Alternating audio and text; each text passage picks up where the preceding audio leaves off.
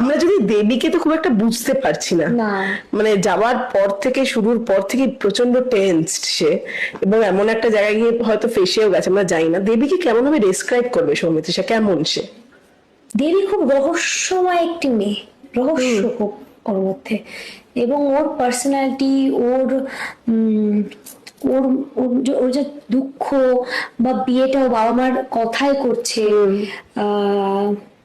বাধ্য হয়ে, তো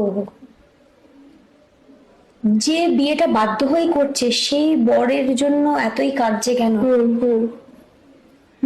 তো নানান রকম কি মিস্ট্রি আছে সেই, তাই না? আমরা সেই বরের জন্য এত কাঁদছে কেন পাগলের মতন? যাকে ভালোই বাসেনি, এখনো হয়নি কারণ বাধ্য হয়ে বিয়ে করছে, তো সময় লাগে তো গ্রো করতে। একদম। তো সেটাই প্রথম প্রশ্ন, যে এরকম পাগলের মতন কেন? আপনি বলুন, কে কে খুন করেছে বলুন। সেই হ্যাঁ, তার সাথে জলের একটা শর্ট রয়েছে যেখানে প্রণাম করছে, তো জলে গিয়ে প্রণাম কেন করছে, এই সবটা মিলিয়ে একটা রহস্য। এবার বলছি এবারে সবাই খুন করতে পারে।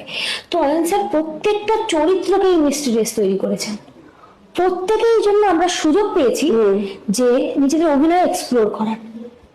একদমই তাই, এবং প্রত্যেকটা চরিত্র খুব গুরুত্বপূর্ণ, মানে এটা প্রত্যেকটা চরিত্র, প্রত্যেকটা মুহূর্তে নানান ট্র্যাক, কাটা। সময় আর কাটা, আমি বলবো যে এখানে তাদেরকে পার্সনিফাই করা যায়, সময় এবং কাটা।